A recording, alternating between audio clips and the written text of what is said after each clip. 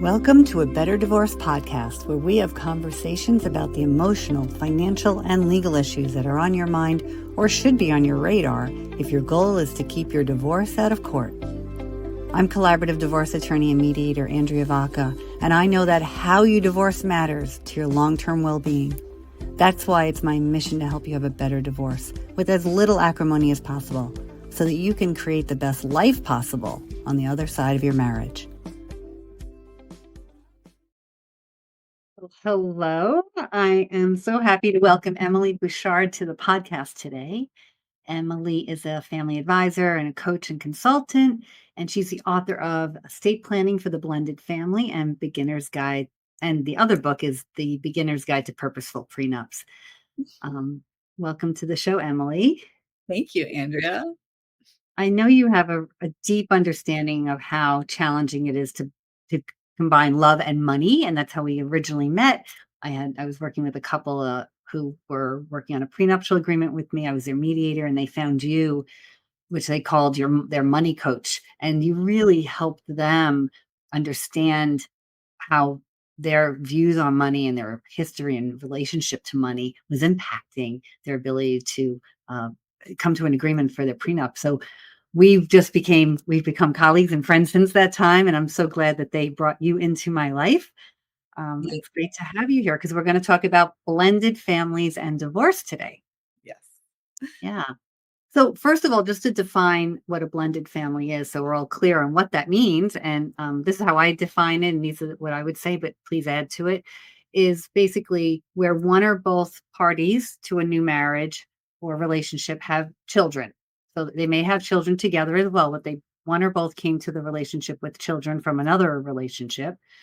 And what we see is that often children form close bonds with their step parents and step siblings, which can be just as strong as blood relationships. Um, but and that's wonderful for the blended family, but it does make the situation more difficult if the marriage ends in a divorce. So, anything more you'd want to say about how to define a blended family? I think the one thing I would add is I proactively use the word blended to have more of a positive approach to the concept of bringing families together. And then I also want to stress that we don't have a lot of cultural memes for successful step family situations. But the reality is step situations with yours, mine, and ours scenarios with children can be quite challenging for the family dynamics. And nobody has a really good playbook for how to approach it. It's not like we had great modeling as kids on how do you do this well. So I just want to clarify that too. People are looking for the word blended and wanting their family to be blended, but sometimes it doesn't feel that way. You know, it can feel like oil and water, and it doesn't really mix. So, It's like we're crossing our fingers and hoping it'll mix together or something. yeah. And that might be one of the reasons that in doing some research, I found that while a second marriage, the rate of divorce for second marriages is higher than first. Statistically, it's about 50% for first marriages, 60% for second marriages, but blended families rate of divorce is 66%. So what do you think is leading to that higher rate of divorce for blended families? It goes to the complexity of it, right? You're having to manage so many different intimate, loving relationships, and there's so many different needs and expectations and desires and historical issues. And when you bring more people into the mix, it just becomes that much more complicated and complex. And when you don't have tools, when you aren't being proactive about it, when you think, oh, this is going to be so much better than the last marriage because this is such a better person, you can sometimes miss that there's a lot of different issues to address beforehand that can really see if you're actually on the same page. And I love the quote that unexpressed expectations is just planning for unresolved resentments, right? So it's like, and those resentments, they just whittle away at the most loving relationship because different expectations coming into a marriage, if you're not meeting them, you're not going to have a fulfilling marriage. That's right. And all of a sudden you realize, wait, I don't know. I don't agree with this. This isn't working for me. Mhm. I mean, I think what we see is a lot of, secrets, financial secrets being kept in with regard to other children from prior relationships, and so you wanna say a little bit about that, what you've seen for, like, what we call financial infidelity, basically? Yeah, you've done your research, and the number one leading cause for divorce is cited in court cases, literature is it's sexual infidelity has been surpassed by financial infidelity, unresolved conflicts around money. And that's why the money coaching that I do has been so effective with couples, because having the ability to talk about money is like the last taboo, and we don't do it well. We have this sense of, I'm just going to say what I think my partner wants to hear, but then I'm going to do what I want to do because of my love for my kids, or because of their expectations and needing to meet their expectations. And oftentimes, a parent will feel very much between a rock and a hard place. Like, no matter what I do, somebody's going to be unhappy. And they will often defer to their children, because that's their biological children. And they really, they can't not defer to them. So then it becomes this, well, what about our marriage? What about our relationship? And what will happen is a typical example is a dad that doesn't get to spend a lot of time with his kids will try to make up for it, um, by the love language of gift giving. And so if his new wife has reactions to that, doesn't like it, or they blended their finances and she's seeing that, wait, all this stuff is going, but we haven't talked about it, that can create conflict and tension. And then if he's like, well, I want to avoid the conflict, I just won't tell her, then that creates distrust. So it becomes more difficult that way. And it can go the other side too. A mom wanting to curry favor with her kids because she's not with them as much. So that's a tricky one in the step blended family situations that I see a lot. I see that too, and that comes up in prenuptial agreements when I'm working with couples that are going to be blending their families. We talk about that, in addition to what the prior agreement that you had with your ex said about how to support the children. What else are you doing? What happens if it's more than that? You might not be obligated to pay for grad school, but have you two talked about if you will want to help with grad school and where that money would come from? Or what about future weddings? Or what about just gifts? What about travel? If you invite your children to travel with you, where's the money coming from to support all of that? Just letting people have a conversation. If you're not going to work with an attorney or mediator to do that, have it on your own. If you think ahead as to you don't have these children at this age forever. They will be growing up. What can you expect that you would want to do for your children, and bring that out sooner than later so that resentment doesn't build. So important. And there's such a desire to have our partner love us and approve of us and accept us, right? And so we will often either um, say things in a way we think they'll be better understanding of, or we might diminish something. So one of the things I recommend is, if you're really going to take on these conversations, whether before you get married, or even if you're in this, are we going to get divorced, is take some time to really assess individually, what's the reality? Like, what are the choices I'm making in terms of my wife and my kids, or my husband and my kids, or what are the things that are causing me the most challenges? And also, what is it that I love about this? But really getting clear on what's the reality, as opposed to the story that I tell myself or I tell them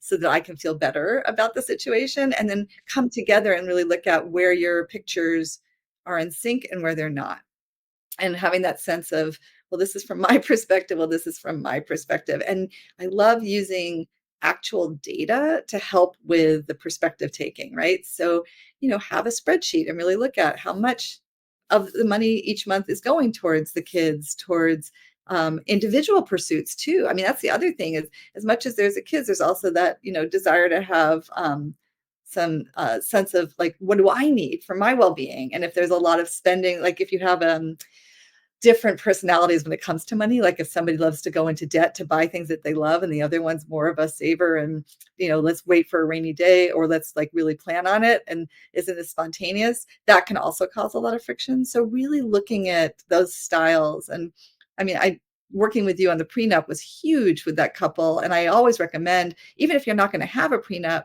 have the conversation about your money expectations, your money styles, your values around money, your money stories, to get a sense for how you do with talking about money. And if you're already married and if you're already in conflict and you're thinking about getting divorced, assess how you have been talking about money. Assess how you have been talking about these more conflictual things, or are you just avoiding it and then saying, I can't deal with this, I'm just going to get divorced?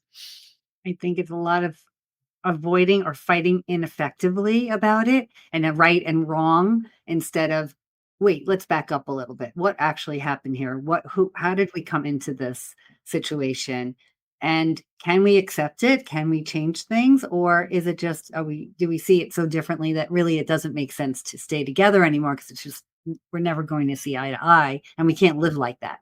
Yeah. So it's up to you, but it's never too late to have the conversation, is what I'm hearing you say. Never too late. In fact, we talked before about postnups being really powerful. And even if your state doesn't like acknowledge a postnup, it doesn't matter. Doing a postnup process with somebody like Andrea who really understands, like can mediate it or help you understand all the nuances. We also worked collaboratively with the financial advisor that was involved with that couple too.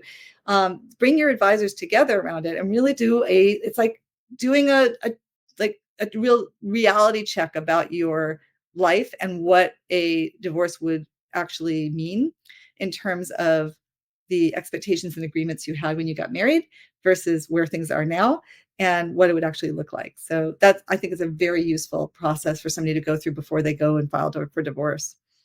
I agree. I think postnups are something that helps you really look at your financial reality and your emotional reality and how you can what do you want to try to preserve the marriage.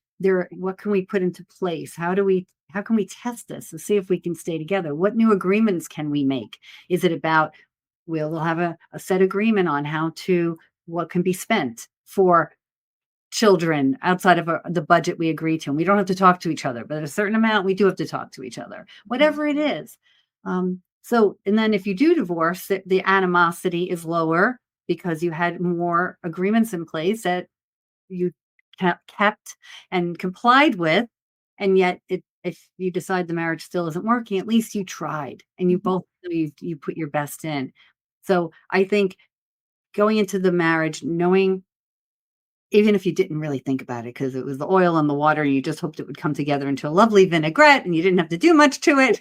But, but, if you're marrying you're getting married, you're marrying your spouse's children, they're marrying yours perhaps, you're marrying their ex and the relationship and all the whatever's going on with the ex-spouse. There's a lot, it's very, very complicated getting married, creating a blended family, and it's a beautiful thing, and I know, um, I had a couple who had children. A woman came to me thinking she wanted a postnuptial agreement because her husband, who they've been married for a few years at this point, he had adult children from a prior marriage, and she didn't, and had no children. I think she had been married, but very young, no children. She left her job, a high-paying job, because he was now retired and very self-sufficient and could travel, and they had this lovely active lifestyle. But the adult children were really causing a lot of stress. There was no boundaries. Father could never say no to them. It wasn't so much about financial, it's about time. This couple had no time to themselves.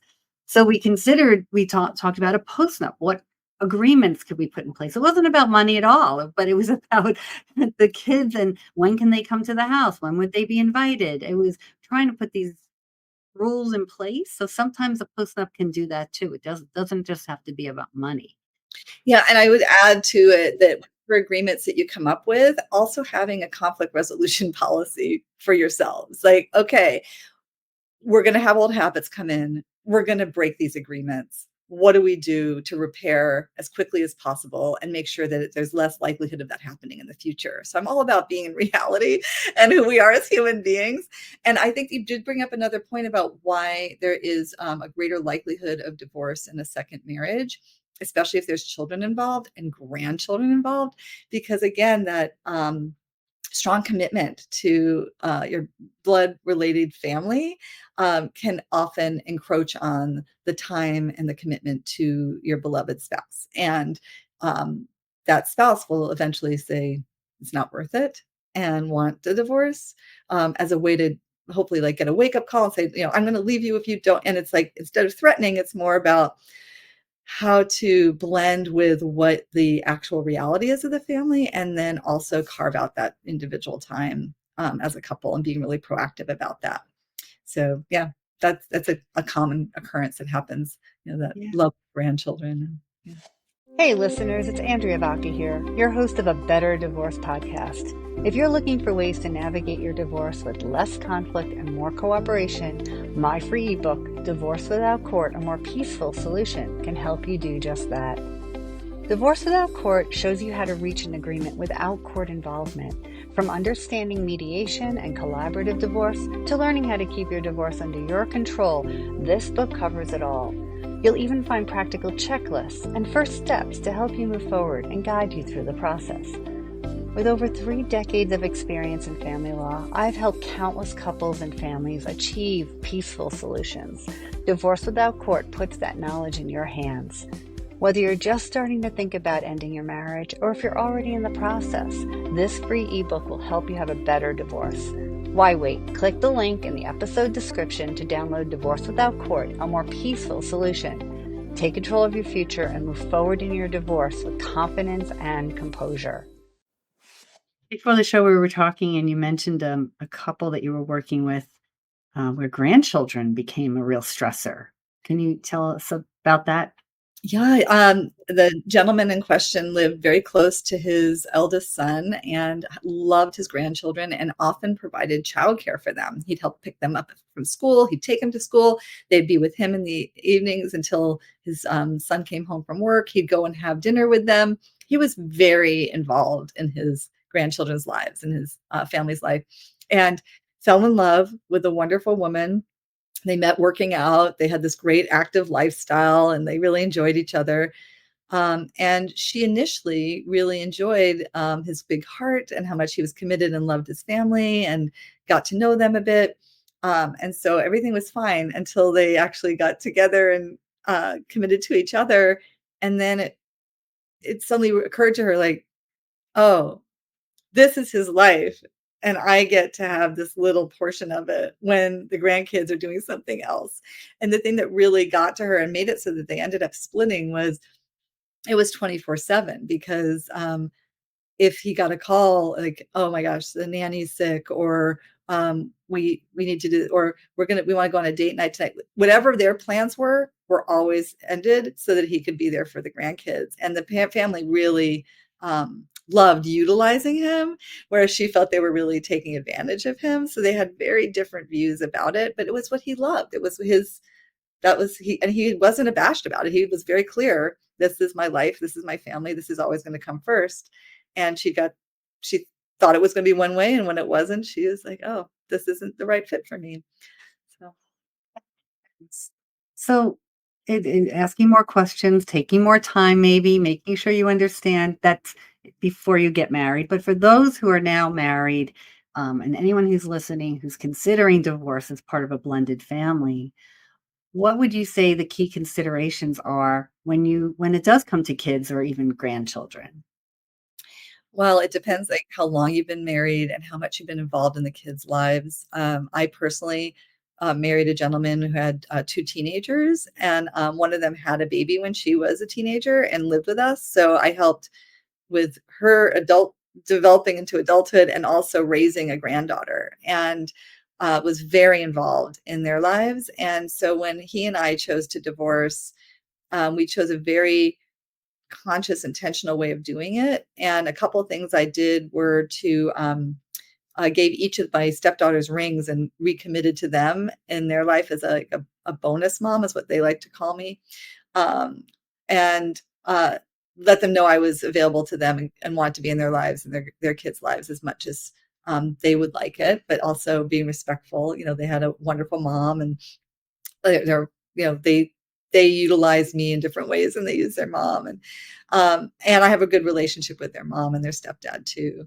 So it was a really beautiful way of kind of acknowledging that while their dad and I were no longer going to be, in a committed partnership anymore, and we were having separate lives, that didn't mean that our relationship that we had built and worked so hard for had to end.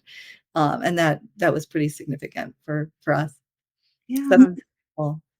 I'm sorry, I spoke over you. Well, Oh, no, that's just one example of how you can approach it, but it really is about being intentional about your relationships with your children, that, the yours, the mine, the ours, like, there's always gonna be kind of a leaning towards mine and ours, that, what's your degree of relationship with the other children that you've helped to be a part of their lives. And I have one story that I think is pretty powerful where, a woman, I know, was in an abusive relationship, and she spent a lot of time and energy in the relationship protecting the gentleman's sons. So they were her stepsons, and she did a lot to build a relationship with them while also taking care of herself as much as she could. And then it got bad, and she decided she really needed to leave. And the children were at an age where she knew that they were going to be pretty loyal to their father at that time, like for their own safety and well-being. But she let them know there was always an open door, and whenever they were ready, whenever it was right for them.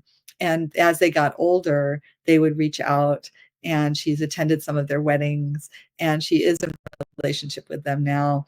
And it took time. So I did want to highlight that too. Like, it might not happen overnight because there is a lot of pain around divorce.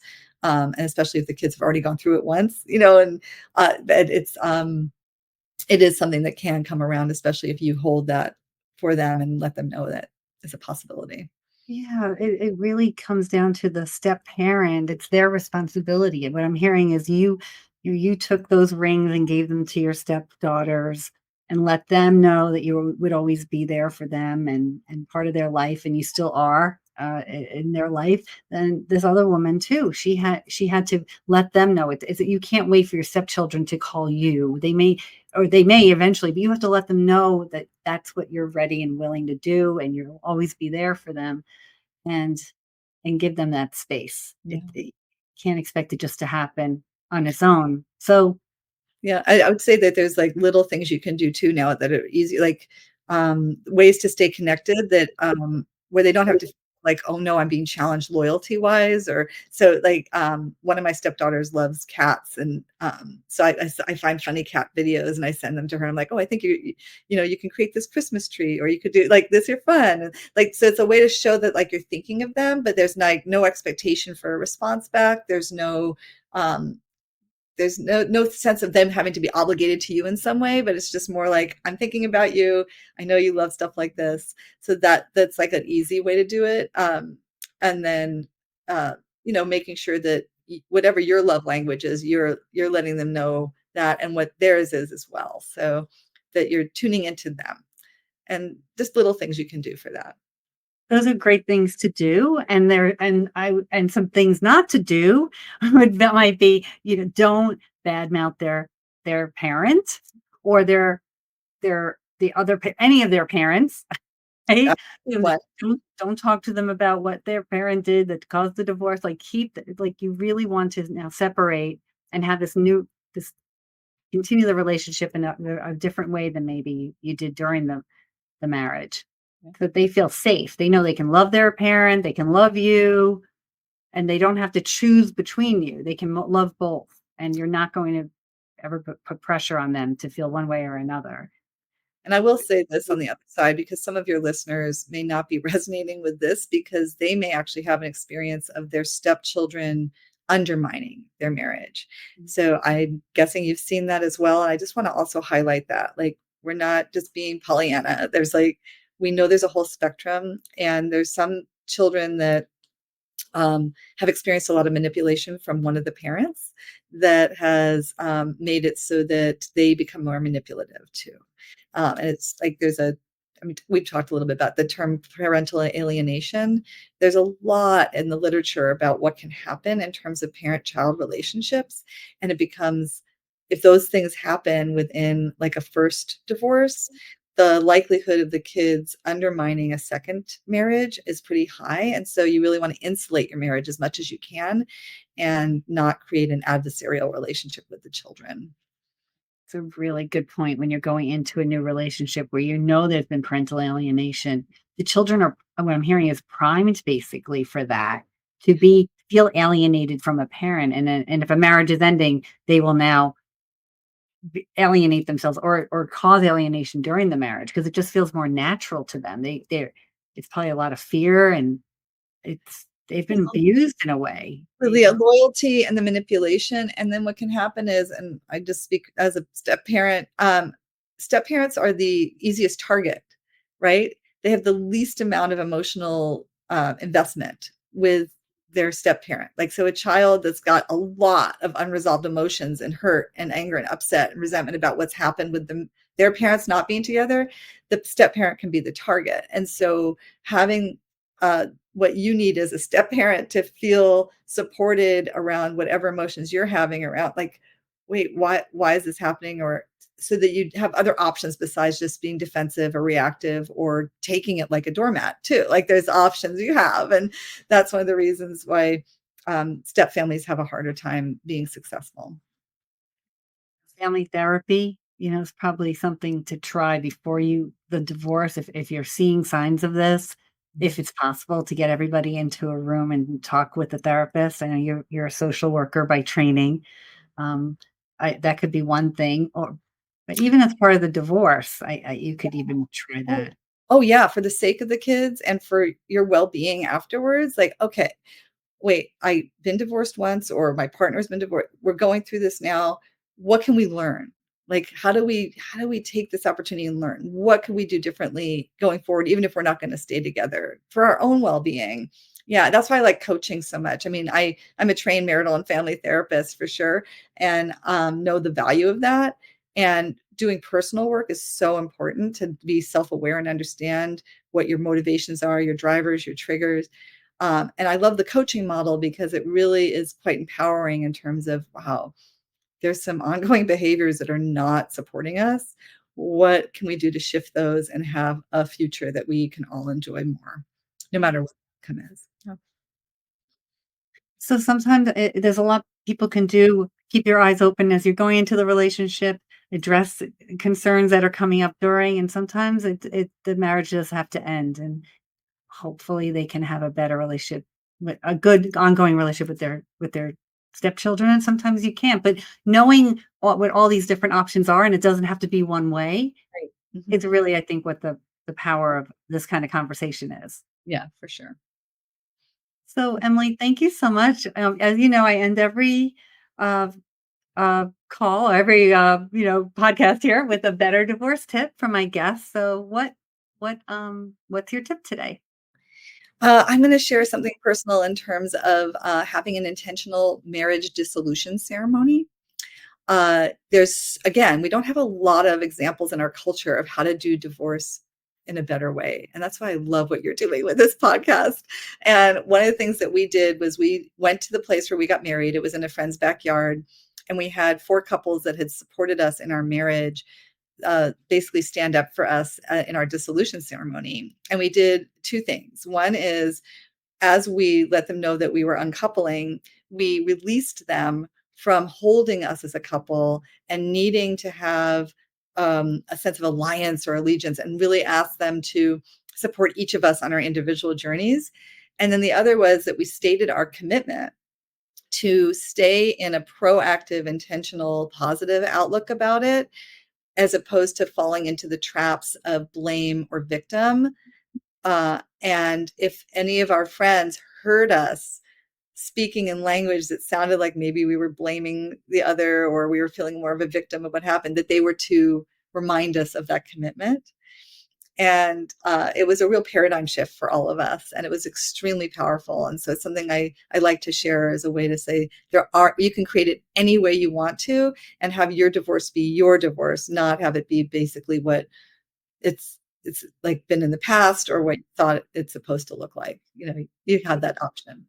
I love that. And if people had a question about how you did that, would you ever help other people figure out how they can have that type of uncoupling. So tell me the exact name again.